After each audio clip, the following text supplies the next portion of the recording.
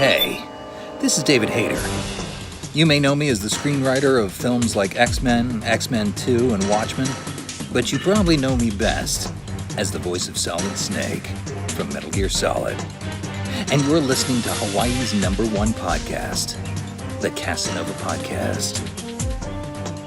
Kept you waiting, huh?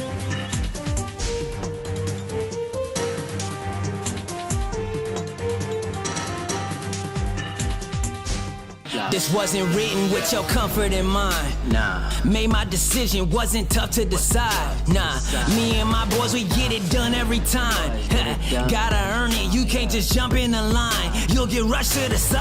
I top my division, I've been building since I started. In the parking lot, I parked it. I came in while picking targets. My career cannot be tarnished. I'm a champion regardless. Celebrate, but this a different kind of lucha party. We are not alike.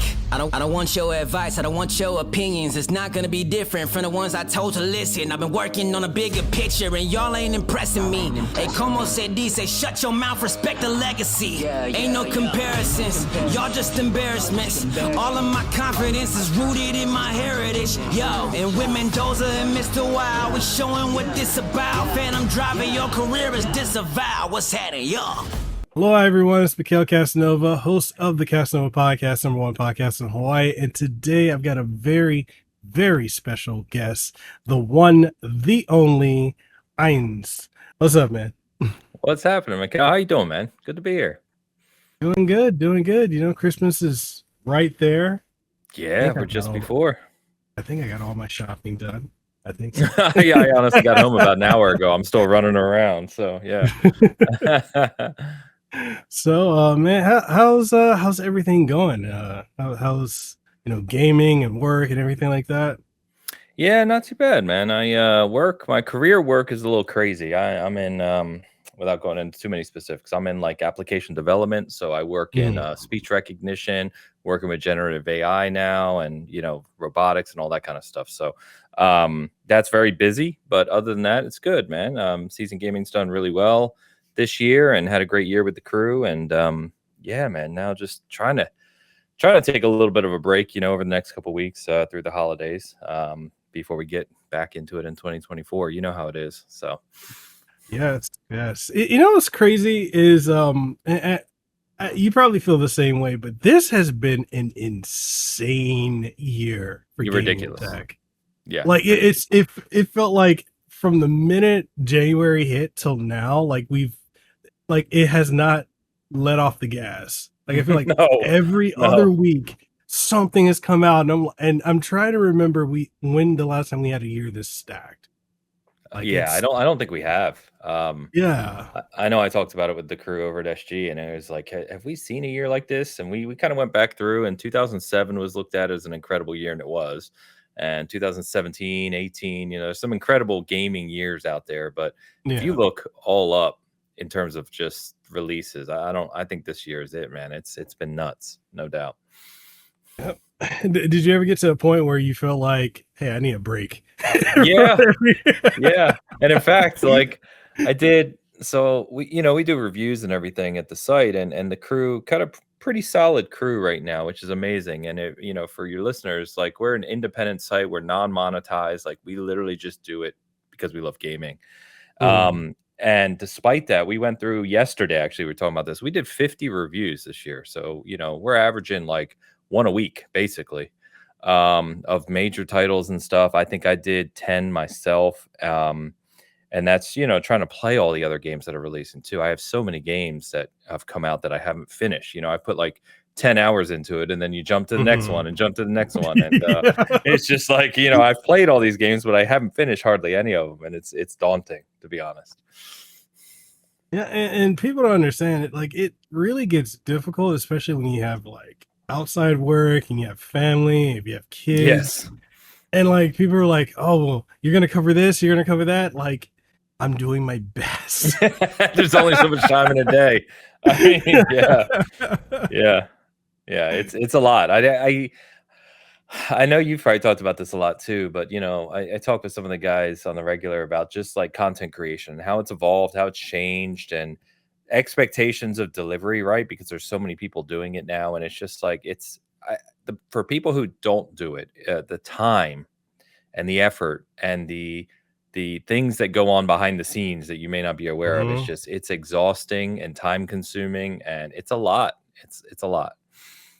Yeah. Yeah, it's I've been trying to explain that to not only my audience but like family. I think the biggest one is like family, like outside of my wife and my kids, like my immediate family, they don't get it. Like my mom and siblings and all that, they're like, "Oh yeah, you're just playing on the internet. You just like games for a living." Yeah. you're just writing on a blog. I'm like, you have no idea, especially when you start working with companies and brands and all that, and then all the NDAs and everything like that. There's so much. It's so overwhelming. It's exhausting, and then you got to maintain yourself, like your fitness, your lifestyle, everything. Like it's super overwhelming. And I don't know if you feel this way as well, but I feel like trying to maintain social media on top of all that, like I've gotten to a point like I'm barely posting on social media because I'm like, I'm too tired. Yeah.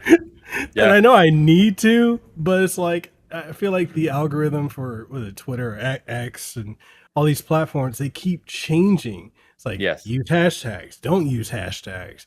You need to put a picture in there. Don't just put a link. And I'm like, I don't have, especially chasing a 2-year-old around. I'm like, how do you guys keep up with that? Yeah. Yeah, it's too much, man. And you add social media, you add all these new platforms and new ways of doing things, to your point. It's too much. I'm fortunate to the point now where my kids, so my wife and I had kids younger. And so my kids are now grown up, and I'm older. So my kids are now grown up. My youngest is 18. Man, we're talking about, not dating for 20.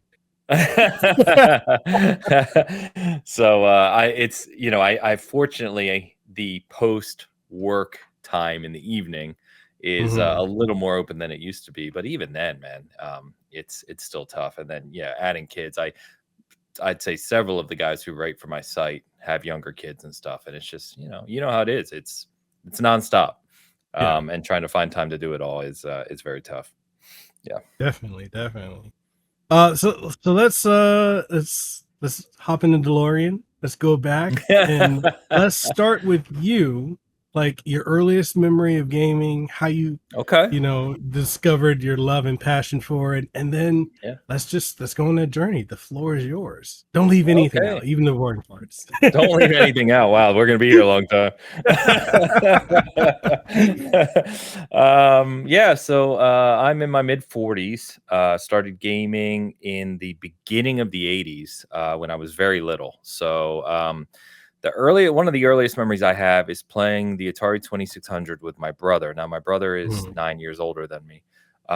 So he was, young teen, I guess, at the time, or just about to be, but playing Yar's Revenge on the Atari 2600 and some of those games. And then my dad used to take me to the arcade when I was super little. I used to get the stool so I could reach the controls, and I would play like Star Wars and Missile Command. I remember in the arcade, which I think was like 81.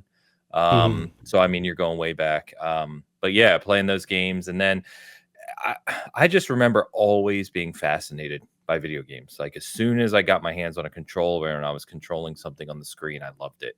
And from there, of course, you go through the Atari days and you get into when the NES comes out, in the US in 85, I believe it was. And that kind of blew people away. And I still remember by that point, my mom and my dad had split. So I was with my mom. She didn't have any money, so we couldn't afford a video game system.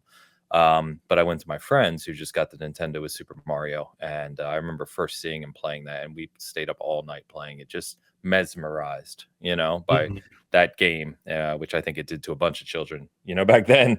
And then just loved it from there, man. Became a Sega kid. So I got a Sega Master System and, later a Genesis. And I've, since that point all the way through my teens into my 20s and into my early 30s, I basically began collecting and competing. So I wanted to own as many systems and games as I could. So I, even obscure things. So I became a Neo Geo collector, and I was part of a big Neo Geo collecting group. And I used to buy and sell games on eBay when eBay first came out. when you used to mail money orders to people. So you would send a money order to someone and then wait for the game to come back weeks later. So had a huge collection of different kind of rare games, Japanese stuff, and Neo Geo and 3DO and TGI, all those kind of obscure systems that I just loved goofing off with. And then I got into competitive gaming as well. So I at a couple points in my lives, I played competitive Street Fighter 2 and Mortal Kombat 1 and 2. And then when Halo came out, so you get into 2001, and I grew up playing PC shooters, Doom, and all those through the 90s. And then Xbox came out 2001, and I played Halo, and Halo kind of just took me aback. I fell instantly in love with Halo, and I began that's probably my favorite gaming IP.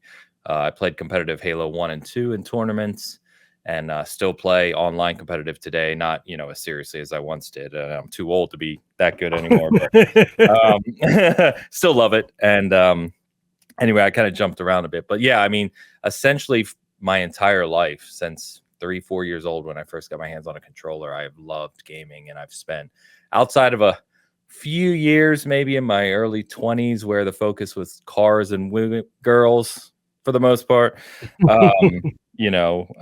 It's been my number one passion for sure. And I still, to this day, I don't collect, physical games are a little different nowadays. But I collect collectibles. So I'm sitting in my gaming room. So I have an entire floor of my house, which is my gaming room. And I have, dozens of the big gaming statues and collectibles, and the whole room is just gaming collectibles top to bottom. So, yeah. So that leads me to want to ask you, how has it been seeing the evolution of gaming? I'm slightly younger than you, so my first console was the NES, and then I was there for the launch of the Super Nintendo, and then going on from there. But how, starting with the Atari and arcades, and to the NES, and to where we are now, how wild has it been seeing that jump? It's I know crazy. the generation now is they're not gonna understand it because they haven't grown with it the way we have. But go ahead. Sorry, I interrupted you. No. You're spot on. I mean, I talk to my son about those things, and I tell him of some of the things when I was younger, and he just kind of laughs. You can see him processing it and not really understanding it because conceptually he just hasn't lived in that era, right? I'd say we're spoiled for choice nowadays. There are so many games being created on a daily, weekly, monthly basis, and there's so many different ways to access them instantly for free. All these different things that we're spoiled for choice. If we had even a fraction of the games that come out today, it would be a monumental release, back in the day. So I think in many, many, many ways, gaming has vastly improved in the sense of you can play games anywhere on so many different devices. You and I could end this podcast, jump on and play a game together, whereas before I would have never known you or met you, you know what I mean? And I've met tons of friends through online gaming, that have become lifelong friends in real life. And so I think all of those factors are really, really cool, and seeing the technology evolve and the kind of experiences that probably you and I, when the NES era, we never really envisioned, gaming being on a pedestal above movies and above music, and just seeing what's being created nowadays, I think is fascinating. That said, there are a few things I do miss about the old school days of gaming. I think arcades are one. I really miss arcades. I love the arcade culture. I love the competitiveness. I love the camaraderie that you would have in the arcades. And seeing new games just show up in the arcade was like Christmas morning. Every time you walked in, you'd see a new arcade cabinet, and you were like, hey, and there went the rest of your allowance, you know what I mean? Or, money. I miss that a lot. And I reminisce about that with some other people who are kind of our age, or, around our age, I should say, about that quite a bit. The other thing is I do miss the ease of access. I think comes, it's great. And it's a net positive, but I do miss the days of going to a Toys R Us or going to a KB or, whatever store it was, an EB Games or what have you, and just looking at the shelf and seeing all the games and, looking at the box art and reading about them, and seeing the new games arrive and talking to the people in the store, the employees, and just having that, again, camaraderie. It was I think the gaming culture now, because the industry is so vast and so big and everybody games, it has lost the niche feel that it had. There was a point in time when we were young where if you were a gamer, if you and another person said, "Oh, you're a gamer," you were immediately bonded. You know what I mean? Exactly. You were immediately friends and you just got along. It was like, cool, what games do you play? And you'd share and play and talk about it. And that, I think that we've lost that to a degree. And it's, it's, again, probably a net positive, but I do miss some aspects of that. I think that was really fun times when you would kind of when gaming was more niche and everyone was kind of, you accepted you were a geek at the time. Not that we're not now, but you accepted that you were a geek and you enjoyed it and kind of reveled in it with the other geeks and had a lot of fun doing so. Yeah, it definitely seems like you said, with it becoming so widespread. And for those who may not understand the scope of how big gaming is, it's like the number one entertainment platform right now. Like, it's above movies. It's above by a lot. TV. It's substantially. Yeah. It's not at all small. I know people say, "Oh, games are for kids," which is such a weird thing to be hearing. It is such an outdated mentality. Yeah, it really is. But it's like, it's so monumentally huge that it's wild to think 20 years ago or 15 years ago it was still kind of niche. Yeah, and if you really go back to 80s and 90s, how you had congressmen like Joseph Lieberman and whatnot trying to shut down Mortal Kombat because it was too it was so crazy. I remember that from back in the day. But it's wild, and with it being mainstream, I feel like that also has helped and hurt it in many ways, because like now, back then, you're a gamer and oh, you like games too? Yeah, you had that camaraderie, you bonded. But now it's like, oh, you like game? What do you like? Are you, what do you play on? What do you it's crazy. And it's wild when you see mobile gaming. A lot of people now oh, who cares about mobile gaming? I'm like, that's one of the biggest areas. It's the biggest percentage. Yeah. Yep. So yeah, it's so yeah, I think there's really good things, and the technology won't slow down, right? If anything, it's speeding up. So we're going to see a bigger evolution of what games will become in the next decade plus and on, which I'm, I'll continue to be fascinated by. But yeah, it's fun to reminisce about those days, because to your first point there, when I talk to my son about those things, he can't understand it because he's never lived it. He's never, his entire life, there's nothing that he can kind of relate to of that's even of that era. Since he's been young, he's had smartphones around and the internet and just the ability to play games anytime he wants. And it's very, very different from how I grew up and our generation grew up. And speaking of so for people to understand further the generational gap, you look at smartphones now, you go back, when did the first iPhone came out? It came out 07, 8, something like that. Yeah, it's 13, 15 years, something like that. So it's you look at the generation that's growing up now, or that's teenagers now, or young adults, they grew up with that being a present thing. I remember, we remember back before we had smartphones, back before internet was so widespread available, back before social media. I remember the forum days, Oh yeah. Yeah, I loved it. I was on gaming forums, and I remember in 96 or 97, I bought a PC and I financed it. PCs were expensive and I didn't have much money. I was working at, where the hell was I working? I don't know, some, minimum wage job. and I financed it. And I remember buying a NIC card. And if you don't know what that is, it's a network interface controller, basically, and installing it, literally reading instructions on how to install it in my computer so I could play online. And of course, back then it was a phone line. So I, to play Ultima Online, which was one of the first MMOs. So playing that. And then, of course, I lived with my mom and my sister at the time. And, my sister never been into this stuff or tech at all. And I would tell her, you can't pick up the phone. Like, I'm playing a game, don't pick up the phone. And inevitably, she'd pick up the phone. I'd get disconnected like mid-dungeon and yelling down the hallway like, what are you doing? It's just those kind of stories. Like, they're all true. And you tell kids today, they're like, they have no idea what you're talking about. Zero. Yeah. Remember when gaming magazines used to be like the big thing? You go into a grocery store or Barnes and Noble, or man, that was so crazy. And it's like kid, now. Sorry. I was gonna say you probably have similar, but like I'd go with my mom to the grocery store, right? And I would go to the magazine section, just sit down, and as she got the groceries, and I just sit and read EGM or Game Pro or whatever. I can't even remember all of them nowadays, but so fun. Man. Yeah.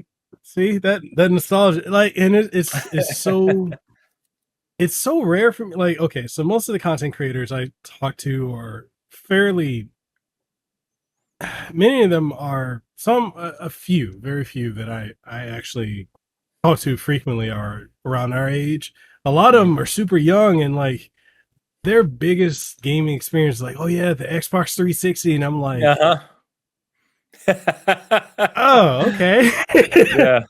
So I gotta taper that down a little bit. All right, okay, yeah, I can talk about that era. They're like, yeah, man, I was like in kindergarten. They're like, how old were you? I was like, I was finishing college. But okay. Yeah, they're like, the first Final Fantasy I played was Final Fantasy X, and I'm like, oh, okay. Oh. Oh, all right. That's like when people now, like, I know a lot of folks are hyped for, Final Fantasy Rebirth, and you can't talk about what happened in the original Final Fantasy VII because that's deemed spoilers. And I'm like, the game from 25 years ago? We can't talk about that? Oh my God. Anyway, yeah, I guess I tracked it there. But so let's talk about the creation of Season Gaming and BitCast. Sure. So it's kind of a good segue, actually, because we're reminiscing about an era where at least in our minds, and maybe it wasn't as much, but it seemed to be that kind of more passionate just about gaming, less about especially with social media and modern sites and all that. You know how it goes with just clickbait and creating content specifically to get clicks.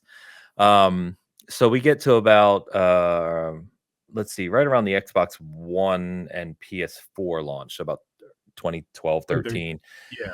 And I'm very into cars in real life too. So I've raced before, and I own a few cars and stuff. And so I was on a car forum, and I started a gaming sub forum on a car forum. And it kind of garnered a bigger audience, and it got bigger and bigger. And I started kind of posting some early thoughts and kind of blog style stuff and reviews and stuff. And people are like, you're really good at writing. You write really well. And, I got some nice compliments. And I was like, it'd be kind of cool to kind of do something dedicated to gaming, especially because I didn't really like the direction at the time that sites were starting to go with tons of ads and articles, the opinion articles that are just formulated to get a response, right? Really no depth to them at all. And in my mind, coming from what we just talked about, I was like, there's such a great culture to gaming, and there's such a great history to gaming. Why are we talking about these ridiculous, superfluous topics when there's so many better things we could be discussing? So anyway, I started SG as in 2015. I founded it right at the end in December 2015. Didn't really do much in 2016, trying to just figure out what it wanted to be. It was a one-page blog. And I had no contacts really, or I didn't have social media accounts, nothing. And so by 2017, kind of formulated a little better and started doing some very early reviews and articles and just writing stuff, and garnered a little bit of an audience. I wrote a few articles about, I think, Xbox at the time that blew up just because I was talking. I have a good foundation in technology due to my career, and I've worked in the corporate scene with executives. And so I think I came into it kind of understanding the corporate business nature of what Xbox and Microsoft were doing more than most content creators, I would say. Yeah. And so I wrote about some of those things, and they blew up and got attention, and that kind of garnered me a little bit of an audience, which was nice. And so I was like, well, maybe there's something here. But basically, what I found at SG is I didn't want to ever create content purely for clicks or to be kind of guided by that mentality. And so the tenets of Season Gaming really are that it's non-monetized, there's no ads on the site at all, and that anyone who comes and writes with me and does content on the site, they own all their work, so they can take it with them or go, what have you. But it's really just of that vein. So when people reach out about writing for the site, it's like, I kind of look at the work because there's a level that I expect. But Right. the understanding is, there's no compensation. I'm very open about it right up front. But, you own your work, and I'll happily kind of help you out along the way. So it's kind of this collective of content creators that are really just passionate about gaming, and really a lot of us have the same mentality about gaming, just being more mature about it, being focused on the topics of what's good in gaming, how the gaming community can come together, having a certain level of quality. So if you read our reviews, for instance, our editor is literally a novel writer. So like, I mean, our stuff is very well written and formulated, and we don't do controversial stuff really. It's just not us. So that's where the season came from, is it's kind of, aged, mature gaming. Yeah. And so that's really what it's become. And the great thing is, over the past 6+ years or whatever it's been, it's really grown. I mean, we're certainly not a giant site by any stretch of the imagination, a small independent site, but in terms of where we started and what I originally thought it could be, because when I first started saying, hey, I want to create a gaming site, but we're not going to make any money on it, and it's not going to have any ads, but I want people to write for it, but we're not going to write for clicks, but we want clicks. And it's like they're they're contrasting ideas. Yeah. And I think certainly there's probably a cap to the level of growth you can achieve with that type of model, but the cap I thought it had, we've blown away. So we celebrated some cool milestones a couple months ago. I think we passed 10 million total visitors to the site since we launched. Nice. We did 50 reviews this year. We're on Open Critic. And then the BitCast kind of spawned in 2017. So it's going on 6 years now, which is crazy to think about. We're on episode 277. We just wrapped last week. And that was me and a good buddy of mine in real life, who started that. Just if you go back and watch our early episodes, they're really bad, really bad. Like most of our, we always say that though. mostly exactly. Our, you go anytime you go back and look at early content, it's like oof. So he had to leave the site for some personal stuff in 2020, but it's evolved over the years, and now really good foundation. So it's a 4-person panel on Sunday mornings. We do a live show. Travis is a writer at IGN and does reviews over at IGN. Hogue Law, Rick Hogue is has his own channel, big channel, and he's a lawyer, so he talks about the legal aspects of games and cases and their acquisitions and stuff. And then Dan Rodriguez is a good friend of mine who has kind of been along the ride with SG along the way, and so BitCast has done really well as well. It's a fun show. So sorry again, a little bit all over the place there, but That's fine. it was born out of the idea that we were discussing, is that gaming should be a thing about camaraderie, and we should enjoy this, and we should celebrate it, and we should focus on the positives in gaming, not the silly nonsense you see on social media or YouTube a lot. And that's what we've done, and we've kind of stuck to that. I'm very proud of the fact that we've stuck to that. We haven't changed course. We haven't kind of gone down the road of saying, well, we could probably get more clicks if we just did this, and we haven't done that. We've just stuck to our ideals. And I've met some really good people on the way. And I want to say there's about 8 probably regular contributors. Like we have, that kind of write for SG on a regular cadence right now, which is great. All good, very good people. And yeah, it's excellent, man. It's been a lot of fun. A lot of work, but a lot of fun. Yeah, I mean, when you're going, like, when you're when you go through the, having a website, hosting it, writing reviews, having, a panel of writers along with you, then doing YouTube, doing a podcast. Like, I need the audience to understand right now. That's a lot of work. It's a lot. Yeah. It's People ask me, they're like, how do you, because I've actually had people ask me, like, this is what you do, right? And I'm like, what do you mean? Like, this is what you do for work? And I'm like, no, like, no, this is a side thing. And it's like, oh, does it make you good money? I'm like, no, it costs me money. Like, I literally lose money on season gaming. I spend money to run it. And they're like, well, why do you do it? I'm like, well, I love it. Right. That's the whole point. I'm proud of that. It sounds ridiculous, I realize. But I am still proud of that. And it is a lot. It's one of those things where as we grew and I thought, okay, maybe I need to redesign the site and make it more like a full website, and add pages and columns and everything. And I'm not a web designer. So, I have literally figured it out along the way. I've done it all myself and just kind of experiment here and there and figure things out. And, it's been a lot. And of course, as you get bigger and you have to host a site and host a channel and do graphics and use software and, the money to run it just keeps going up and up and up and up every month, and it's been a ride. That's for sure.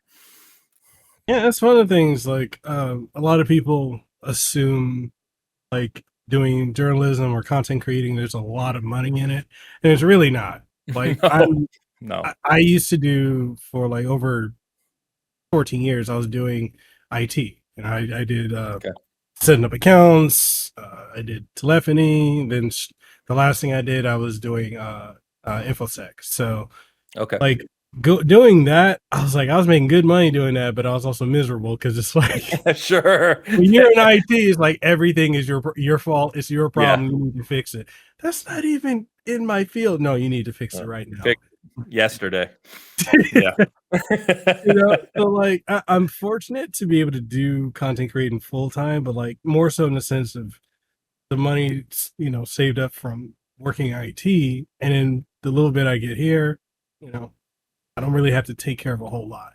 I'm glad we own our property, the content we have and everything like that. But like, is there a lot of money in it? I mean, if you were clickbaiting, yeah. But at the same time, I think a lot of people don't understand. A lot of folks that clickbait, or they're unhealthily on social media to find the trends, to keep up with it, it takes a toll. Like, I know a lot of successful, like, I'm sure a lot of super successful content creators that follow the trends, and they burn out. Yeah, big time. And it's just, I at one point I thought about doing that, but then I just saw too many people just miserable. Yeah, exactly. Yeah, it's a persona in a lot of ways. I talk to people about that. It's like that some of the people you see that are posting every 15 minutes and new video 4 days a week, and it's a persona. They're not happy. They're doing it because to them it feels like it's what they have to do, and they've backed themselves into a corner. And that's exactly what I didn't want to do. I kind of separate my career work over here. SG has limits because they're self-imposed limits, right? I could take it further. It could be bigger if I spent more time on it, but I maintain, I've come to the realization, because there were, I'm sure you've done this. There's points where it gets into your head, like, damn, I need to do that. Maybe if I put more time here and do this, and you're constantly thinking and reevaluating. And a couple years ago, I want to say, so we had a big tragedy in my life 6 years ago now, or 5 years ago, excuse me. And that made me reevaluate everything in life, top to bottom. But, over the time, that has really helped keep me balanced, to say, like, I started this as a fun thing, a genuine thing, and that's what it's going to be. It has limits because of that, and that's fine. That's perfectly fine.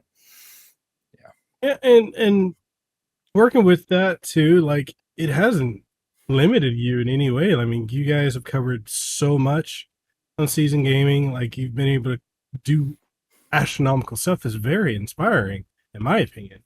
And it's one of those things where it's like, the misconception people have of, you have to go over the top, or you got to be this large than life personality to be able to do the things that you think you want to do, and it's like you really don't. If you can network, and of course, you coming from a corporate background, understanding how to network and talk to people professionally, that opens a lot of doors. Yeah, And it does. I think, especially now, anyone who wants to get into journalism or content creating or just coverage in general, trying to work with brands and PR people now is substantially easier than I think it's ever been. You can literally reach out, either it's not tweeting anymore, but I'm just gonna call it tweeting. You can tweet or whatever social media platform. Most of these companies, they have websites, they have a contact us form, or they got partner programs, or there's just so much out there that I think you don't have to you don't have to be this, I don't know, toxic internet personality. Yeah. Yes. Absolutely. Yeah, it's sad to see a lot of that, right? And it almost becomes challenging at times to stay away from it. Not in my own creation, but just seeing it constantly, Yeah. and yeah, so that's an effort. But I think like people like yourself, like what we do at SG, and obviously a lot of the people I engage with, like there is a concerted effort to kind of put forth a better dialogue around gaming Yeah. from a more mature perspective, a more educated perspective, and to stay away from that kind of stuff. But yeah, it is all over the place, and it's tough. And I think that goes back to what we were talking about too, with gaming being as large as it is now, and the environment we're in now with social media and content creation and YouTube and all these things. It just kind of it spawns it, you know what I mean? And it's a shame because it feels like at times like it takes away from what we used to love and celebrate about gaming. And that makes me want to ask the question. I know, um, very sensitive topic with leaks and everything that's been going on this year. Yeah. Do you see, because we see a lot of content creators jump at the bit to cover all these leaks come out and all this stuff. Do you think in the long run it's doing more damage to the creator sphere by them doing that and causing companies to not want to trust creators and individual outlets, independent outlets? Yeah, it's a tough question, and I think I'm of the opinion that I think to at least some degree it does. I've had conversations. Travis is a great barometer on these things sometimes. Obviously, working at IGN, the biggest gaming media outlet, right? So get good perspective from him on things. And then I've worked with people or talked to people like Jez over at Windows Central, and some of these sites that are kind of what you would consider these mid-level sites that still generate millions of traffic, right? And it's tough because again, it kind of goes back to leaks are such a what's the word I'm looking for here? They're such a not a big part of what we talk about, but they're sorry, I'm blanking on the word. So many people love to see them, right? Like the engagement for leaks is so high that if you're someone running an outlet, running a site, running a channel, oftentimes, if there's a big leak like Grand Theft Auto 6 or especially something of that caliber, right? You can almost not avoid not talking about it because of just everybody's talking about it. You know what I mean? But I think to your point, there is damage there, and you can take the media or opinion or coverage opinion of it's what our listeners or readers or what have you want to hear and want to read and engage with. Therefore, it's our responsibility to give that to them. And that's one viewpoint, whether you agree with it or not, it's a viewpoint. And then the other viewpoint is, this was not meant to be consumed by the public yet, right? There's a reason why we hadn't communicated this. Maybe it's early footage, maybe it's early information that has since changed. There's a whole bunch of factors that go in there. And then you obviously, it goes without saying, you get into the very harmful stuff of like personal information and employee data. And, like we saw with Insomniac. And that's just, I think almost all of us are in agreement. That's a no-no. But yeah, to answer your question more directly, I think yeah, it does hurt a little bit because I'm sure you felt this too, but sometimes when you're an independent creator and you're not with a big outlet, it's already more challenging at various levels, right? To get access to Yeah. certain things. And then, because some of our peers sometimes will be the ones who jump on leagues or jump on all this stuff from a negative connotation. It does, there will be outlets that kind of go through a stiffer vetting process and to say, well, I don't really want to work with any of these smaller channels because look at what they're doing. Yeah. And I definitely feel that at times. I don't know if you do, but I've definitely felt that at Yeah. times. Yeah. Oh yeah. I've definitely felt that. There have been people I know personally that have hopped on a lot of that stuff, and then I've actually even had some PR people reach out and they're like, "Hey, so I know you know that person and you may have talked to them a lot, but you're not doing that, right?" I'm like, I'm Iceland right now. I'm not. I'm doing nothing. Like Yeah. I've seen some PR folks that are saying like when stuff like that happens, I've seen them, and especially recently, say that they're going to take note of who is covering it and not work with them, and it becomes difficult in many ways to like something like you said, like not talk about the thing that everyone's talking about, but then you also have to look at how the industry is. It's very trying to put this in as delicate as a way as I can. Um, the industry is massive, yet is very small at the same time. So the PR people and a lot of people, they all talk. Oh yeah, it's very tight knit. Yeah. Very tight knit for the audience to understand. Um, so you can burn a bridge one place, and then that word of that can get around, and you can It's a be wildfire. it literally is. Yep. And it's like you have to walk a very fine line. Yeah. And yeah, there's a lot of things I see, and some things I'm like, oh, maybe I should, and I'm like, yeah, no, it's not worth risking it. I've seen a lot of folks, Grand Theft Auto leaks, people talking about the Insomniac leaks, and all this other stuff, and I'm just like, I'm gonna steer clear of it. I know that means less, foot traffic to my website or to my channel, Yep. but integrity has to count for something. Yeah, Right. agreed.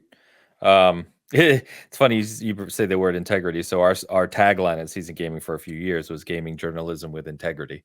Mhm. For that reason. And yeah, I'm the same. Like I get invited to shows sometimes, and there have been times where I've gotten on a show and there's other guests, and immediately I see the other guests, and I'm like, oh God, I shouldn't be on the show.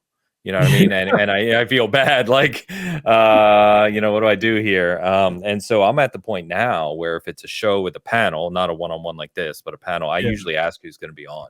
Yeah. Because to your point, I have friends that are in PR, and I've spoken to a lot of PR, and behind the scenes, people do get blacklisted, and there's groups and sites and channels that they just won't work with for reasons X, Y, and Z, and you can't blame them. And so I've had moments where it's like, okay, do you want to be on the show? And okay, who's gonna be on? Yeah, let's see. And they send me the list of guests. I'm like, yeah, I can't make that show. And I and it's like I'm sorry, like and you don't even know what to say to the host. I'm just like, yeah, I can't really say why, but yeah, I can't be on that show. I'm sorry. It's just the way it is. But it's tough. It's tough, but I really do wish people understood, or more people understood that. Yeah, you made a great point of that. The people that talk, that run kind of the gaming media companies and the PR, it is very tight knit, and everybody talks to one another. And if to your point, if you burn a bridge or kind of create negative content regularly and that type of thing, believe me, people are aware of it, and it's damaging. Yeah, so you have to be really careful in that sense. So I'm curious about how, like, your thoughts on this particular thing that I'm sure you've seen it too, but a lot of viewers of like content on YouTube or people who follow creators and outlets on social media, a lot of people gravitate towards the negative, or the controversial, because they feel like they are, and I'm using quotations, real people covering real things in a realistic way. And I see a lot of that, and I laugh because I'm like, I don't know if you watch wrestling or not, but like Eric Bischoff from WCW always says, controversy creates cash. And when you're making controversial content, that doesn't mean it's as truthful as you think it is. It means that it's trending and they're gonna make money off of you clicking on it. It's literally clickbait. But the reason I bring this up is because I try to be, in my reviews and coverage of stuff, as straight down the middle as possible. I'm like, this is what it is. This is the overview. This is what I like about it. This is what it does great. This is where it needs to improve. This is what I don't like. Ultimately, this is my recommendation if you're into X, Y, or Z. And because I'm not someone who does a lot of negative reviews, because I've curated my coverage onto things I'm personally interested in, I get called a shill because I'm not being as harsh on it as I should be. But I'm like, even in my day-to-day life, I'm not really, I don't know. Like, what are your thoughts on that? Do you get that as well? Like, if you're not as critical? Yeah, absolutely. Or you kind of get it from two angles, because you get that, to your point, where if you're complimentary about something that other people are not as complimentary on, right? This, I'll give you an example. So earlier this year, I reviewed Redfall. And I have a relationship with Xbox. So, I get their games to review. I review Forza and Starfield and those games. But I reviewed Redfall, and I'm I go back very thorough. So forget the dialogue that's happening online, right? What does this game actually like? And for us, our reviews mean finish the game fully. We don't write a review unless we finish the game. And give an honest opinion on what you played and speak to it. And so I played it on PC, so I didn't have any of the 30 frame issues or the issues that a lot of the Xbox owners saw on day one. And I played the entire game. And the weird thing about Redfall is the second that game, most people don't know, is split into two halves. And the second half of that game is better than the first half. So it doesn't do itself any favors, where the first 10 hours, you're like, this is not great. You know what I mean? And it could have done things a lot better, but the second half actually has some very kind of compelling areas and things you do, and the overall message anyway. So I gave Redfall a 7, and I explained in my review why I gave it a 7, which obviously was a little higher than some sites. And, you get the, oh God, you're an Xbox shill, Redfall's trash. Haven't you seen online? And it's just like, I don't care about the people who either haven't played it or have played it for 2 hours, or, you know what I mean? It's just, it's the narrative that takes over. And then, then because we cover so many things and I love everything to death, just in gaming in general, I'll get the opposite, then I will, say something positive about PlayStation. It's like, well, I thought you loved Xbox. It's like, I do love Xbox. Like, you can love both of them. It's okay. Or I write a review about Redfall that's not terribly negative. I mean, 7 is called honorable at Season Gaming. And it's like, oh, you don't like PlayStation. It's like, I promise you, I have played and owned more things with PlayStation than you probably ever will. Trust me. Like, it's so anyway, it is funny. It's like, I think honestly, what me and Hogue and some of the guys have joked about is like, if you're getting it from both sides, you're probably doing it right. Because, honestly, if the Xbox guys are mad you're talking about PlayStation positively, and the PlayStation guys are mad you're talking about Xbox positively, and Nintendo, kind of does their own thing, but they're over here. And if you get in all of that, you're probably pretty balanced. You're probably somewhere in the middle. I know one game I covered, and I know this game got destroyed, but Babylon's Fall.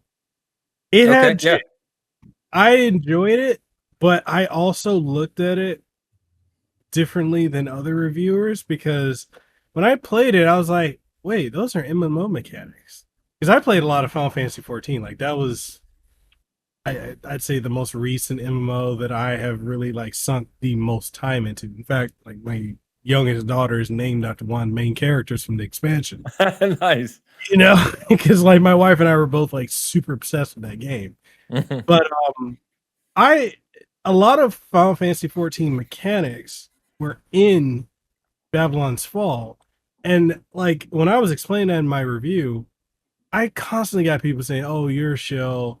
You know, Square Enix paid you to do this review because all these other people are bashing on it. I'm like, but I played the game to completion. I actually got past the super jank part. Yep. Do you guys like? Oh, I didn't play the game, but my favorite reviewer. Yep. You see that a lot. You see that a lot. Yeah, like the thing that's really funny to me, that's and maybe it's a generational thing too, is I feel like when we were coming up, gaming, if you could play a game, if you can get your hands on a game, because it was so expensive back in the day, like you would play it, even if it was crap, you would play Oh it. yeah, that's the game you were playing.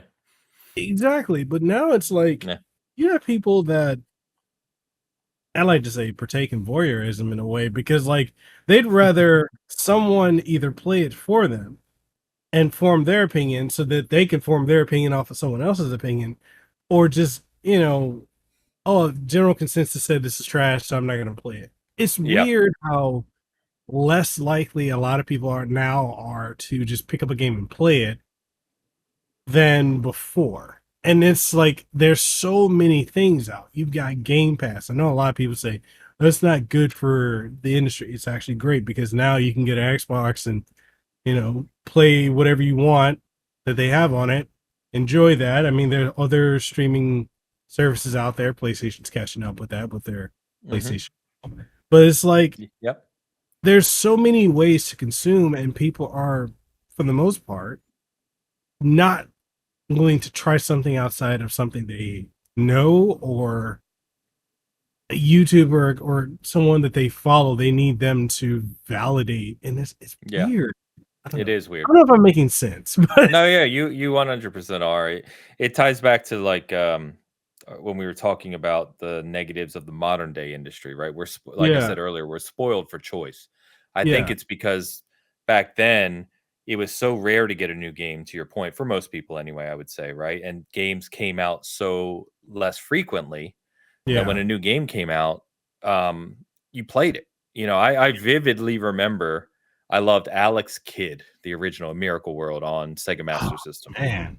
And going back. And my mom didn't have much money, and a new Alex Kidd game came out. And back then, you didn't have reviews on social media or YouTube when a game came out. A game just came out. You saw it in the store. It had Alex Kidd on it. And I remember my mom buying it for me for my birthday, which was a lot of money for her because they were still like $50 at the time, which back then, you know, is like $120 now, I think, with inflation. And I took it home that night. She let me play it. I played it and I beat it that night in like 45 minutes. I mean, I just ran through it. And credits are on, and she's like, "You've beaten that game already." And I remember her saying it, and she's English. I can't do an English accent. But I said, "Yeah," and it didn't matter that I beat it. You just kept playing it. You know, you just kept playing it over and over because that was my one new game that I was going to have for probably a few months. You know, it's just the way it was. And I think now it's really sad to see that, to your point, someone on social media, someone on YouTube, or reviewer, whoever it may be, that influences another person can say, "Oh, I didn't really like it. It's not a very good game," or they immediately go into the pure derogatory. It's trash, right?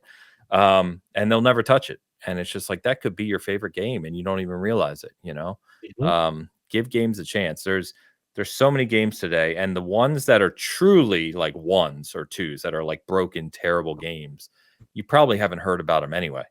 The mainstream games, you know, that are the anywhere from 5s to 7s on the review scale, those are generally pretty good games. And there's probably some gems in there that you're missing just because you refuse to give it an actual shot. Definitely. A few other things before we wrap up. Sure. I want to ask you, what are your thoughts on how indie gaming where it is now in comparison to where, like, we saw because I like to tie it into like the retro boom of the mid 2000s. Like we Yeah. saw a lot of games like going for that retro aesthetic, and then we started seeing indie companies in the 2010s come out with like bangers, Shovel Knight and such. And like now it's at a point we have indie games like Chained Echoes, Bomb Rush, Cyberpunk, Sea of Stars, and more that you can't like the idea of indie game being not as good as AAA is kind of completely out of the window now. Yes. And it's like, and I feel like, with indie developers, they have they have the passion to make these amazing games without a lot of the corporate, oh, it's got to have this, got to do this, Yep. a microtransaction. It's been really good seeing them grow and become what they are now, as well as the narrative. Oh, it's an indie game from like a kind of like a sneak diss to now it's like, oh man, this game is great. Yeah, it's completely different to your point. It's been great to see. I think again, it's funny we keep coming back to the original of how the industry has changed from when we were younger to now, because the access to not only content create as we're doing as we speak, right, but also actually create in the gaming space has vastly changed. There was a time where you had to have specific development kits, hardware that was shipped to you that you had to be a company to get. They cost, hundreds of thousands of dollars per unit. And therefore, game development was limited to specific companies that could afford to develop. And for the most part, obviously there's some smaller examples counter to that in the past, but now you have things like you can literally go in and work with Unity, or you can work with Unreal Engine and self-teach. I mean, there's every instructional video you can ever find on how to learn how to program games, and because of that, it has truly evolved the industry with independent games, to your point, of just the vast quality we've seen in the last, what do you think, maybe 10 to 15 years. The increase in quality in independent games is monumental. Things like, you look at something like maybe it's not as small now, but Hollow Knight Silk Song is like one of the most anticipated games in the industry right now. You look at Vampire Survivors last year, right? That just took off.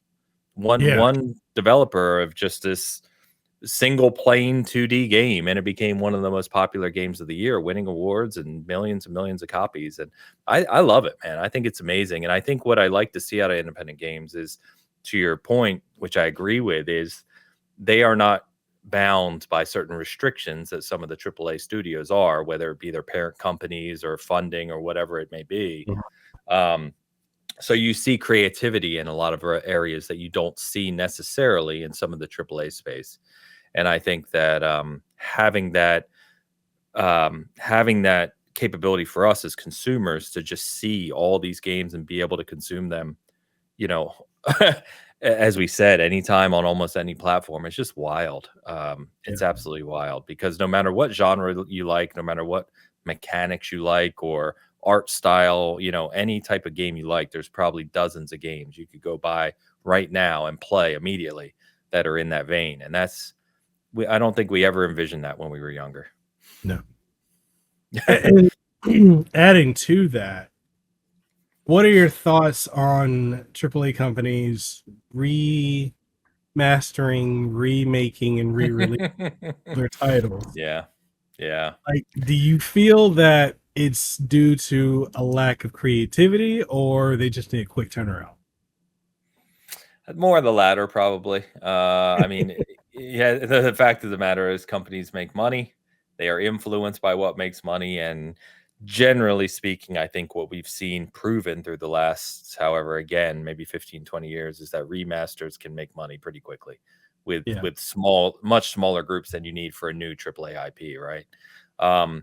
I'm not opposed to them. I think, unlike the movie space or the music space, right, games are very different in the sense that the technology truly changes them fundamentally in some ways. And so, you look at, the big one this year, right, Resident Evil 4 remake, or you look at something like Demon Souls, right? So the originating game kind of in that vein from Software that has started almost a revolution in the industry in terms of Souls-likes. Being able now to play that on your PS5 and an absolutely stunning, gorgeous rendition of that game is excellent. I love that. But I definitely feel that is more of the case that's way out here as kind of what I would put on the pedestal as that's a perfect remake, right? That's something that's great to see. Foundational game. It had been however many years, 15, 20 years, and it's truly transformative when you play it now. Versus, it's the easy one to point to right now, but The Last of Us 2 remaster, right? It's just like that game came out 3 years ago and is playable in beautiful 60 frames on your PS5 today. Why are we remastering that? I mean, that feels a little disingenuous, to a degree. I hope people enjoy it. I hope if you love it, again, I would never kind of talk negatively to people playing it, but it just feels like, those are your two kind of examples where it's like, some remakes and remasters I think make a lot of sense. And then others, it just feels like pure kind of cash grab. Yeah. And sorry, I have two more questions. No, you're good, man. Good. Enjoying the conversation. It's fun. So the Game Awards this year. Yes. All the people had to say about that. Do you think it's a net positive for gaming as a whole, or do you think it was trying too hard to win over investors and people who aren't into gaming? Yeah. I think it's a little bit of both, if I'm honest. I think people, maybe this is anecdotal and maybe it's just what we see in our space, right? But I think people can be a little harsh on Keeley to a degree in the sense of, you do have to, nobody does. I do. I credit him with at least creating a show that does bring kind of global attention to gaming. It is on a level that when we were kids, or again, going back to when we were younger, hell, even 15, 20 years ago, I don't think any of us ever envisioned we would have gaming on a kind of global stage like the Oscars or Emmys or what have you, right? So I think you credit him for that, and that's not an easy thing to do. I can only imagine the work that goes into putting a show like that together. But at the same time, I think that his direction with it is misguided a little bit, maybe is the right word. It feels like he's trying to, maybe I'll say it this way, by trying to validate video games on the level of movies and music and other industries, I think he's actually harming the show, because video games don't need to stand upon a platform alongside movies or music or anything else for that matter. Video games can stand by themselves. Yeah. And I think that he would behoove not only the show, but all of us as gamers, if you will, if he focused more on that. And, instead of, I don't, Timothy Chalamet, you're great, dude. You're Dune. I loved it. You're cool. You seem like a nice guy. I don't need you on my gaming show. I just don't, go be Wonka, go do your movie. You're great. Dune 2, I'll be there day one. I'm looking forward to it, but I don't need you presenting an award, right? You don't matter to me in this space. Yeah. Have Sean Layden come out, have a direct, give the director of Baldur's Gate 3 more time to speak, for God's sakes. All the things that kind of like that. There's so many voices and so many incredible talents in the gaming industry, from leadership all the way down to content creators, to accessibility experts, to, all these different things that we could be celebrating, that I think would be better served on a stage like that. So stop trying to make it Hollywood.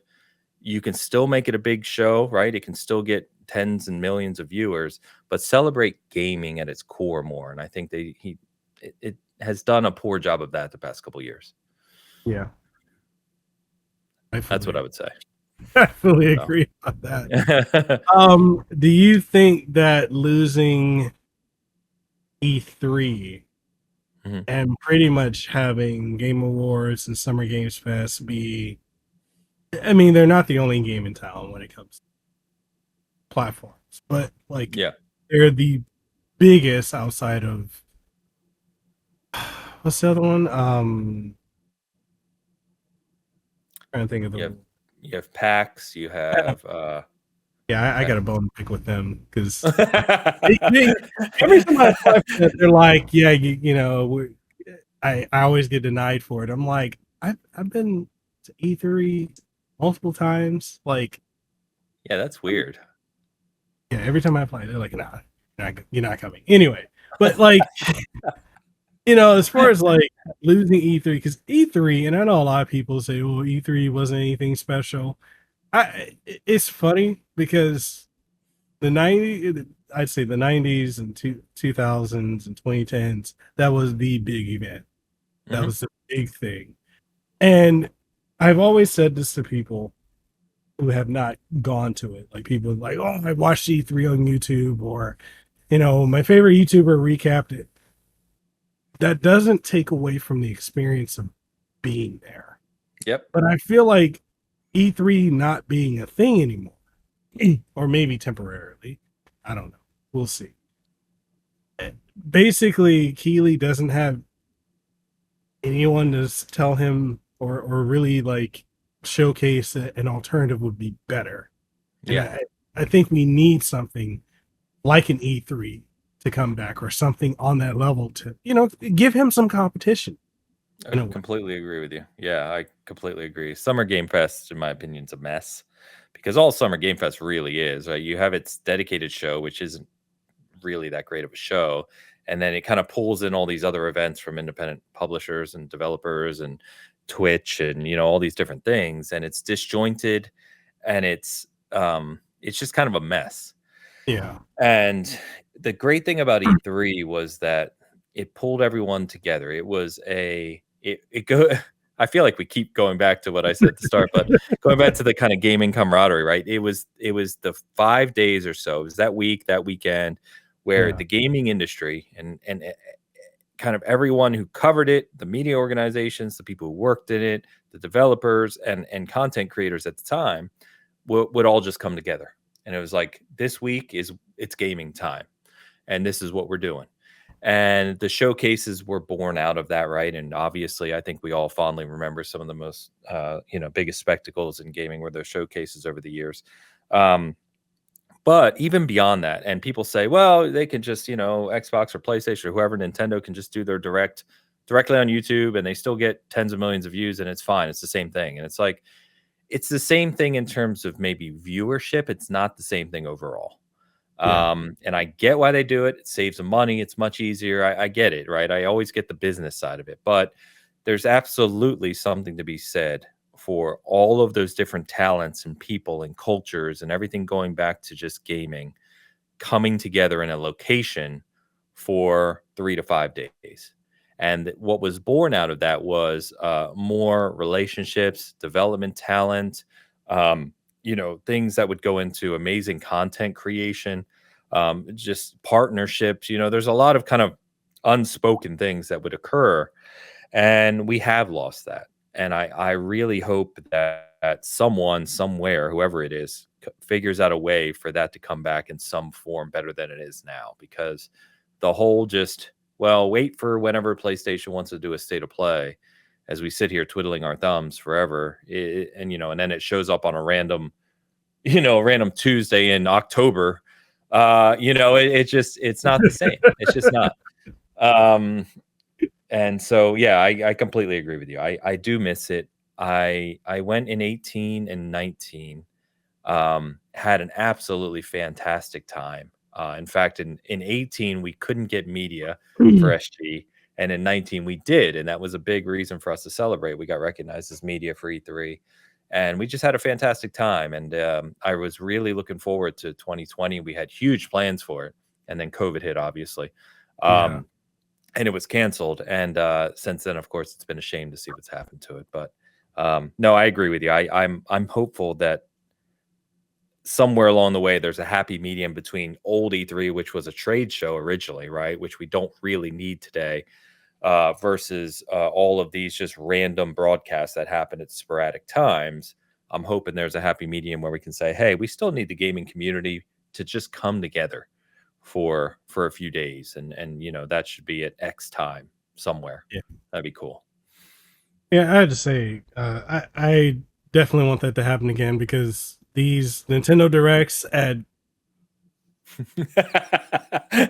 okay, for those of y'all who don't know, I'm here in Hawaii, so when the Nintendo Directs hit, sometimes even the PlayStation, their thing, it's usually 3 or 4 o'clock in the morning here, and I'm like, I'm sorry, I am not about to get up to cover that. And I know I'm missing traffic by not doing that, but it's like these hours just don't make sense. Whereas like something like E3, it made sense going to that, you know, and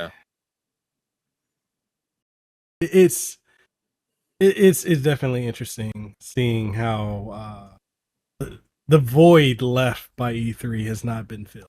I don't care. No. Summer Games Fest is not. No, it's not.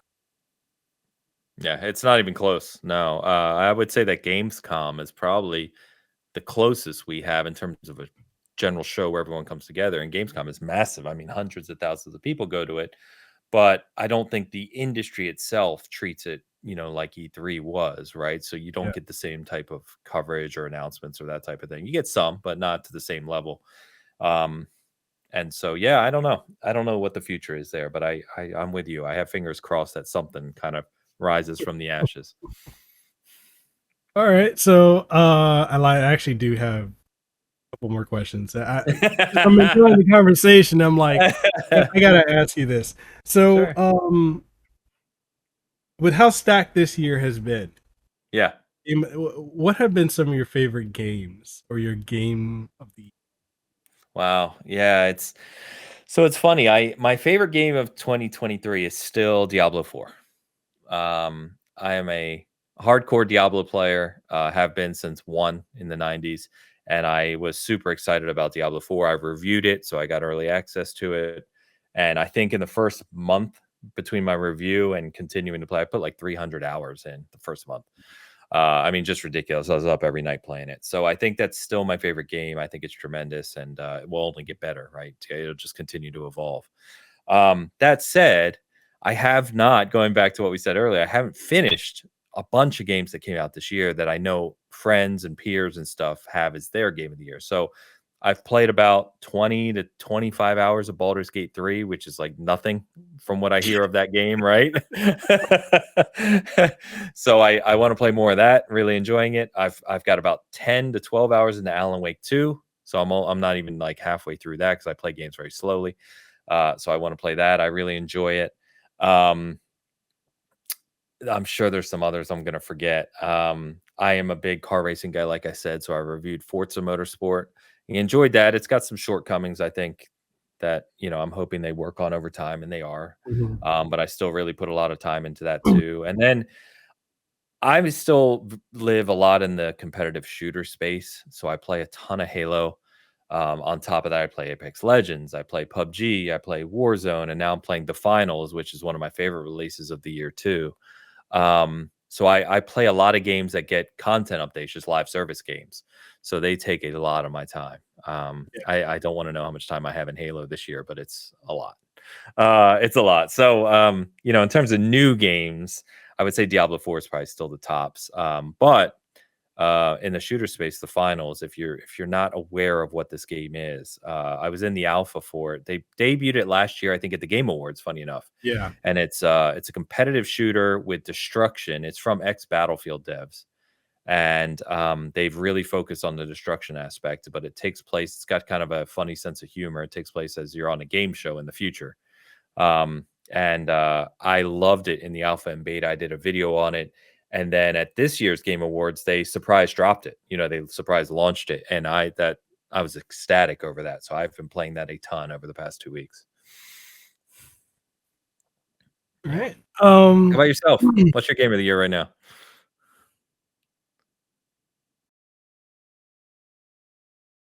That's hard.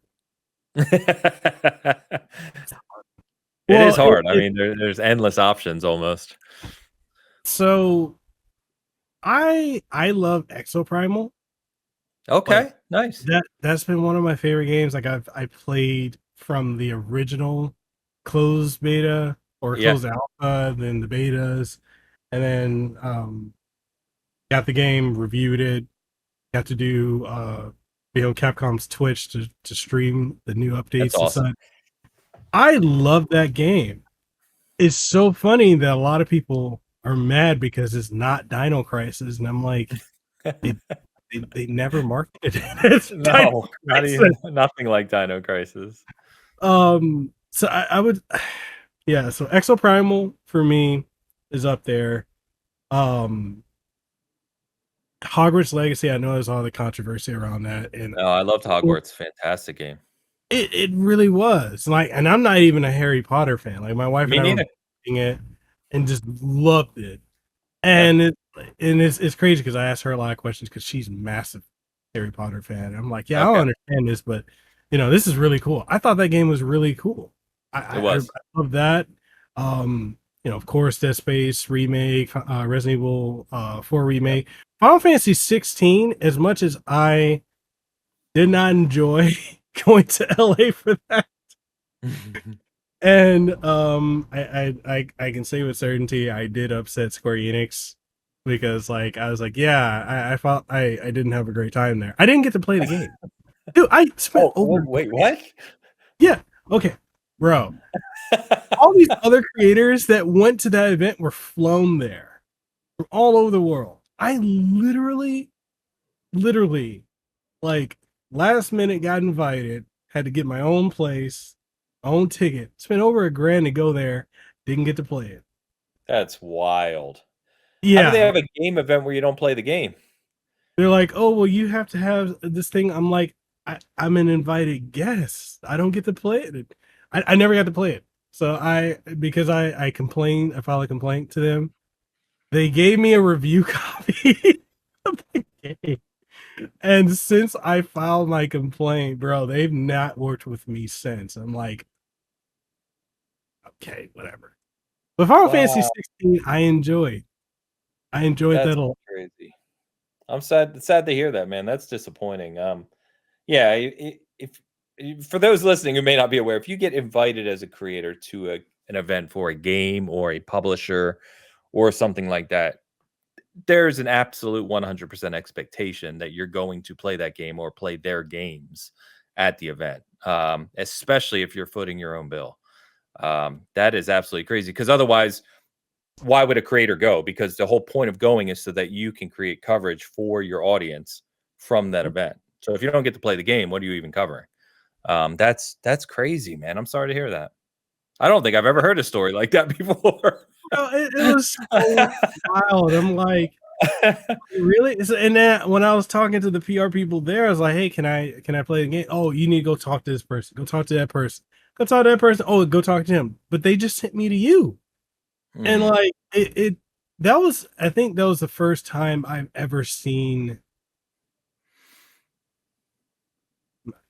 Careful with how I'm saying this too. That was the first time I've ever publicly seen how cliquish it can be sometimes. Like some of the PR people with some of the creators, because the ones who they all like, certain folks there always like retweet and reshare. They're the only ones that really got to do anything to that event, and they're also the ones that were flown there. And I didn't get to meet Yoshi P, didn't get to talk to the voice. I didn't get anything there. And I'm like, bro, I spent $1,000 to go here.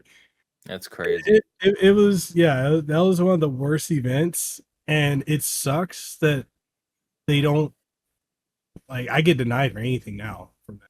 Weird. I'm like, really? Because I complain? Okay, whatever. But it is what it is.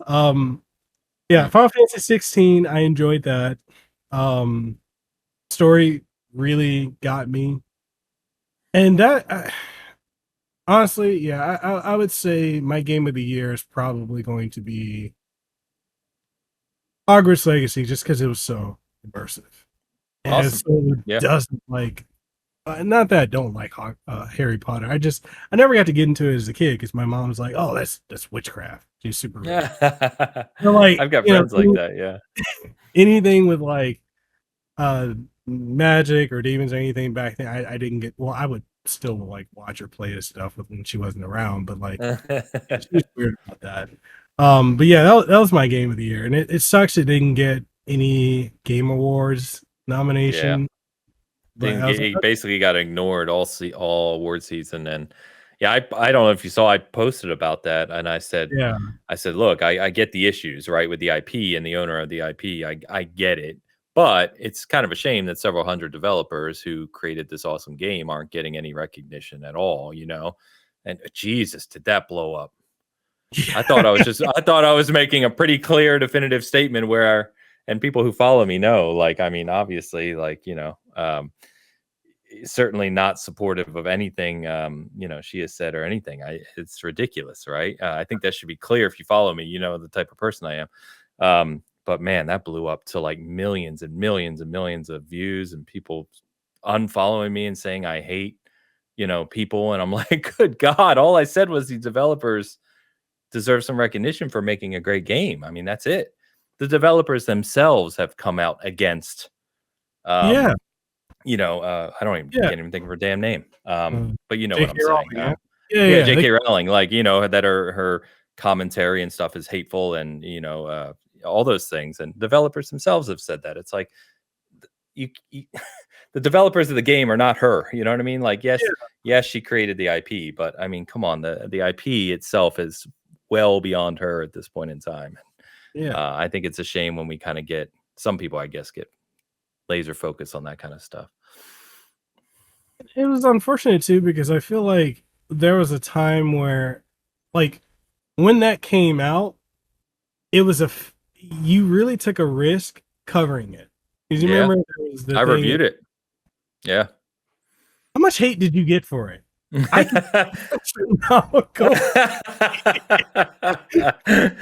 Mine wasn't too bad. I think, again, because I curate, you know, my audience is so curated and people know me well enough to know, you know, the type of person I am. But Travis reviewed it for IGN, and it's their most viewed review, I think, of all time.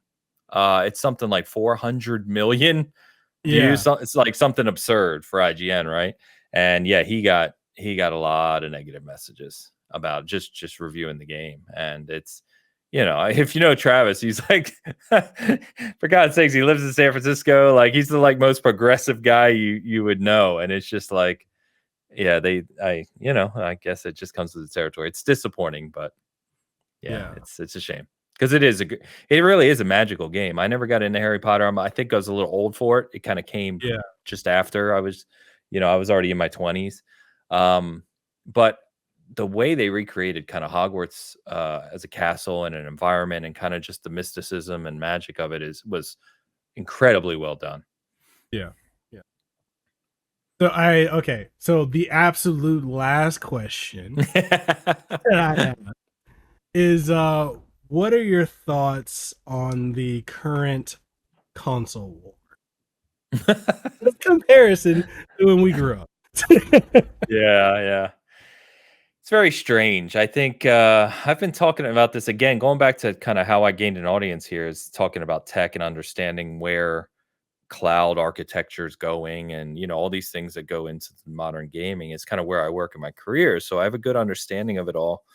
And I've been fortunate enough, you know, to talk to people at Xbox, like senior leadership, and, you know, people like Jason Ronald, right, who designed the Xbox Series X hardware. And so, you know, with that context, I had honestly been looking at the direction of PlayStation, Xbox, and Nintendo as almost three pillars, because Nintendo is, I think we all kind of agree, is kind of more of the classic model, right? They sell their Switch. It's mostly a walled garden. Their software retains its value ridiculously, and, you know, Nintendo just finds a way to be profitable doing what they do. Now they're slowly evolving, but they're well, you know, behind everyone else. Xbox, I would say, was on the other end of the spectrum, where they knew from a hardware sales perspective, they were in a distant third globally, distant third. And so they started to take advantage of their technology with Microsoft to build this kind of future where of connectivity, Game Pass, PC and Xbox working together same day, cross play, cross progression, all these kind of features, which really make gaming, in my opinion, a very nice place to be in 2023 if you're in that environment, right? Mm-hmm. And then PlayStation was kind of this mix of in between. They globally, the PlayStation brand is ridiculous, the weight it carries. They sell consoles like hotcakes. Their IP strength is tremendous, and they know that, they take advantage of that, rightfully so as a business. But they also know that they've got to start playing in the tech space more. So they've evolved PS Plus right into the tiers, and they've got they've done a good job with their, not cloud gaming, but their remote play. So they've kind of dabbled, their app has been updated. So I give you that context to say, when you say console war, there was a time when you think about the old Genesis and Super Nintendo days, the models were extremely similar because that's all that the market was at the time. You bought a console, you bought box games in a store, and that's all there was. And so you competed on that front. Nowadays, it's so much different because it's not necessarily about one thing. It's not console sales. It's not necessarily software sales because you have live service, right? So the metrics around that are more around engagement and just total spend. How many players you have and what are they spending in your ecosystem. And I've written a ton about that. I've done a lot of videos on it, and I really, that's where the geek in me really comes out, the kind of mathematics guy, because I love diving into those details. And so I don't know. I think that it's obviously changed now with Microsoft's acquisition of Bethesda and now Activision Blizzard. I mean, that just shakes up the whole kind of equation. But I think that I personally, I really like what all three companies are doing, in that they're a little bit unique in each of them, and I enjoy each of them for different reasons. I play on PC, but I play mainly on Xbox and PlayStation as a console.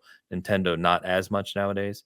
But I don't know. The console war, sorry, that was long-winded, but just giving you context. But the console war, right, I think is really, it's weird because it's such a big business thing now between PlayStation and Xbox, primarily between Sony and Microsoft. And Microsoft is obviously flexing its financial muscle and tech muscle, I think, over the past 5 years in particular, to really kind of change the game. Where that goes from here, we'll see. But I do think, even if you're one of those guys who just lives on Xbox and you see what they've done with Bethesda and ABK and everything they've done, which is, I'm generally a fan of, I think there is an underestimation of PlayStation's brand strength globally, because they are everywhere. And I don't think, especially in America, some people realize how strong PlayStation is elsewhere. They are the video game console, period. And PlayStation needs to figure out how to evolve that into more into a non-console only mentality, which they are. And I think, they are. They're just a little slower. So, sorry, that's a bit all over the place, but the console war to me is kind of meaningless. I like looking at them as separate companies that are doing unique things and evaluating how they're doing those things.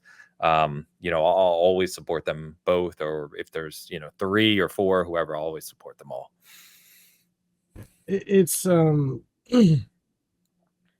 it's interesting at this point because when people, I've been in conversations with people talk about the current console war, I tell them at this point it's really a matter of what piece of plastic do you pick up. Do you pick up a PlayStation controller? Do you pick up a Nintendo Switch controller? Do you pick up an Xbox controller? Like, it's literally that. It's not. Is that the Halo one? Yes, the Halo. Yeah, I recognized it right away. Heck yeah. Like it's not the way it used to be, where you got a game on the Genesis, it was substantially different than it was in the Super Nintendo, or the NES game was Mortal Kombat. Different. Exactly. Yeah. Like, we're not in that time frame anymore. No, you just play where you want to play. Exactly. And it's interesting when I hear some people say that, Xbox and Microsoft are anti-consumer because of, Game Pass and their business model and everything like that. So I used to work for Microsoft at one point, And it's interesting seeing like the Game Pass topic that was coming up back in like it was thrown around a bit around before the Xbox One came out. And so I remember, or not really what I remember, where I'm going with that is actually, no, where I do remember. We look at Microsoft as a company. We look at how, and this might be an extreme example, right?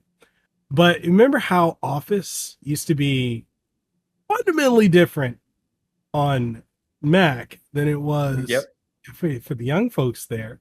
You don't know that. It used to be way different on Mac than it was on PC, and you had a lot of stripped down functionality on Mac, which is one of the main reasons that they were pushing.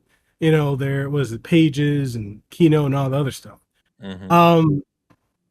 As time went on, Microsoft's like, all right, why don't we just put our services on everything? And just charge a subscription model. What do you think Game Pass is? It's the same concept. And it just gives you like, do they care if you buy the Xbox or not? On some level, I think they do, but the fact that you're playing their games on however you play it, remote play, cloud, or on the hardware, on PC, you got choice, and they're breaking it all in. It's all that matters. That's literally all it matters. And Nintendo can continue to get away with the physical hardware because that's their thing. And a lot of people don't realize that Nintendo was a toy company. At the heart, why do you think there's so many freaking amiibos? Yes, I have right here. But it's really interesting looking at how the console war isn't really the console war. It's just, what do you want to play on? It's always gonna be about money. People will dance around that and they'll talk about other things. And to your exact point of Microsoft doesn't care, or Xbox, however you want to say it, doesn't really care where you're playing because you're engaging. It goes back to engagement and money. And money will always dictate direction for the corporation. It's that simple. And if they can, people have asked, more recently around Game Pass on Switch or Game Pass on PlayStation in the future. And I wrote an article about Game Pass on Switch like 5 years ago. And I was trying to tell people then, like, I know it may seem like, this is crazy talk and it'll never happen, but it might happen. If it comes a time where Xbox feels it is profitable to put Game Pass on the Switch and they can come to an agreement with Nintendo on whatever that revenue sharing split is, right? And they don't feel, based on all, truckloads of people, as you know, doing calculations on spreadsheets to say how this will potentially damage the Xbox brand or Microsoft brand and how much that'll cost the company. After all those calculations are done, if it is profitable, it'll happen. And that's just the simple fact of the matter. That's how companies operate. So I think that the mentality of, you have a walled garden here, you have a walled garden here, and you play in your camp and they play in their camp. It's so outdated and antiquated. It's just a silly way to think. And tell people, because we get a lot of people in the season gaming community that are new to games, especially since merging kind of with Hogue on BitCast, because a lot of his audience came from legal cases, not necessarily gamers. And so there's been a lot of people that have talked to us about, like, if we were to start in gaming, where would we start? And, it's a weird question nowadays because it's like, well, where would you prefer to play? Do you prefer sitting in a PC? Do you want to sit on the TV on the couch? And, then let's say they say couch, it's like, well, Xbox or PlayStation. It's like either one, you're going to love. You can play 98% of the same games for this at the same, like you said, the same kind of fidelity and same type of game. There's so little difference in that space now. And the arguments over certain exclusives, it's kind of silly because they're still there, but they, on the mass market, they hold such little weight in the conversation about revenue and everything else that goes into gaming today. It's kind of fascinating how much it's changed, like everything else we've talked about, honestly. So just play where you want to play, enjoy what you want to play. My thing has always been, look, what game do I want to play? I'll just play it. If there is a substantial difference, maybe Redfall is a good example where it played far better on PC, I'll play it on PC. But otherwise, I just play wherever I'm comfortable. And with that being said, is there anything you want to leave the audience with before we go?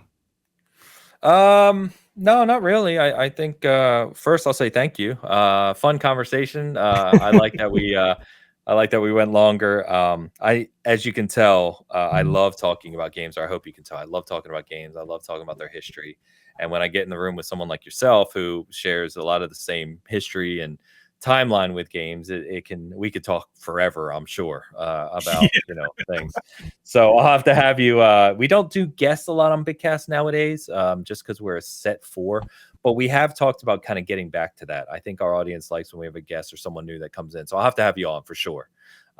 Next year we'll do it. And other than that, I would just say, yeah, check out Season Gaming. We do a lot of coverage nowadays. So there is news and stuff. News is a little less nowadays because quick hits are much more social media focused than a site than they used to be. But we do a ton of reviews. We do good opinion articles. We have a weekly live show. And it's just, we have a lot of fun over there. It's very genuine is what I would say. So yeah, check that out if you like gaming coverage. So that's about it. And you can find me. Ainsley is a unique name. There's not many of us. So you can find me under Ains on Twitter, on Threads, on, wherever you hang out. Awesome. And I actually have a final question. Sure. What's your opinion on people saying that Ocarina of Time was not a massive thing in '98? They're idiots. Stop it. Who says that? The only people who say that are people who either weren't alive or were younger than 4 in 1998. Because if you were an adult in 1998 and knew anything about gaming at all, Ocarina of Time was a game changer. I'm not even a Zelda fan. Like I rather famously I joke about Zelda a lot because I'm not a huge Zelda guy. Even growing up with the original Zelda on the NES and everything, it's just not one that speaks to me personally. And to say Ocarina of Time wasn't a big thing in '98, you're out of your damn mind. That game was industry changing. It was industry changing, that game. Come on, stop it. I mean, who says that? I haven't even heard that. That took me completely off guard because I haven't heard something that stupid in a while. I've seen some posts like that. They get some traction, and I'm just thinking, you could not have been around. No, absolutely not. No way. Like, that was good God, man. Anticipated game. Like when the 64 came out and they said, "Oh, we're gonna make Zelda," people like, what? And then they started showing the trailers and all the articles in the magazines. I'm like, that's one thing I can't stand is the revisionism in gaming now. No it's kidding. Like saying, "Oh, Xbox has never been popular." Were you around for the original Xbox? Were you there for the 360 era? They were dominating. Yeah, they changed gaming. That's another thing that gets me. What has Xbox ever done for the gaming industry? Have you been paying attention? Like, what are you even looking at? Like, the amount of things that they did first in the gaming industry, it's been crazy. And each of the companies deserves credit in different ways, right? They each did something special for gaming. But yeah, there's weird things, like that come up. Ocarina of Time was not big and good God, dude. That's like I had someone debate with me recently on Mario 64 because I said Mario 64 was absolutely foundational for 3D gaming. Like it changed the concept of what gaming could be when the Nintendo 64 launched and you first played Mario 64.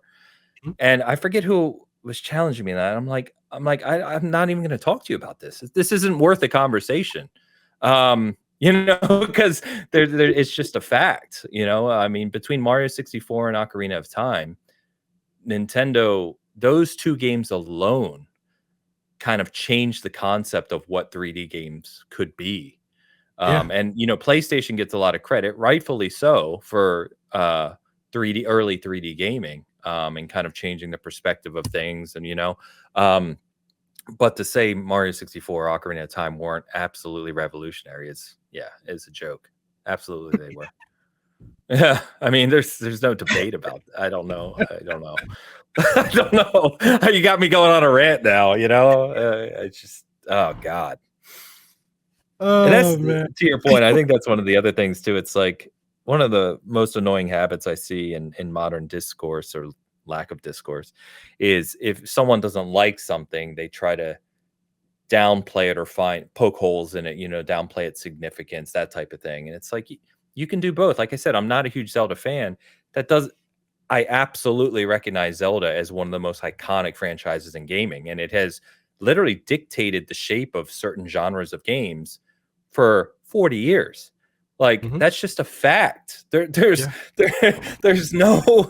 shouldn't be any debate. It doesn't matter if I like it or not. It doesn't matter. The fact is the fact. I mean, how many game directors have attributed Zelda for how they've thought about their game?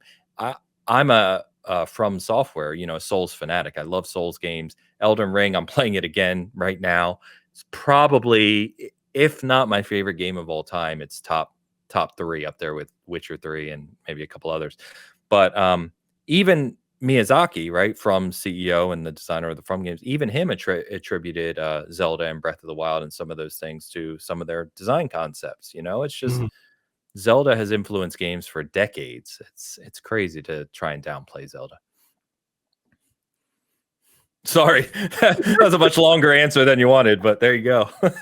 No, that was perfect. I was wondering how you react to that because, like, every time I see, and I see a lot of people say that about Mario 64 was not good and didn't change 3D game. I'm like, what are you talking about? It didn't change it. It defined it.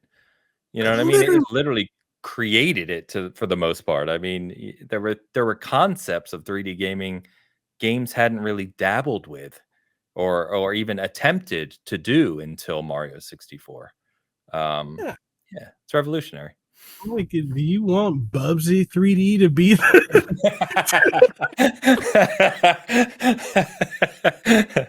Come on, see, that's the alternate timeline we didn't want. Luckily, we got Mario, 64 that took us this way. Oh man. Okay, so again, man, thank you for coming on the show. It's been absolutely. We gotta have you on the show again, man. Because man, anytime. It's fun chat for sure. And like I said, I'll hit you up in the new year. We'll get you on BitCast for sure to chat with us. Definitely. And thank you guys. Whether you're listening to us on your favorite podcasting outlet or you're watching it on YouTube, thank you so much for spending time with us today on your busy days. Hope you guys have a happy holiday. Links to everything for our guests is going to be in the description down below. So make sure you stalk them with everything. Stalk in a good way, like support, follow, all that stuff. Don't do any other stuff. But all that being said, hope you have an aloha rest of your day, and we'll see you guys on the next one. And that was all for your time for listening to this episode of the Kasanova podcast, number one podcast in Hawaii. If you found this episode to be incredibly enjoyable, informative, or if there's anything you gain from it or any insight or, anything that's good that you really, really enjoyed, make sure whatever platform you're listening to it on, or if you're watching it, leave a comment if that's available on the platform, like it, share it around with someone you think would enjoy it, and give us some feedback because your feedback is exactly what we need to keep this show going. And if you're wondering what are some ways that you could support the show, we got various ways. We've got Patreon, we have channel memberships over on YouTube, as well as Subscribestar, Coffee, and so much more. Links for everything will be in the description of the podcast, so make sure you go check that out. And with all that being said, I hope you have an aloha rest of your day. Let them know that I'm next level. I'm a whole new kind of guy. Yeah.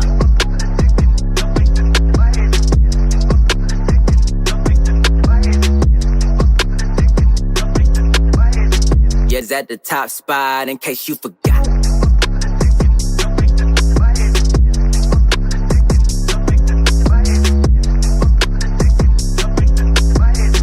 We the ones that got the block hot, bullet got the shot.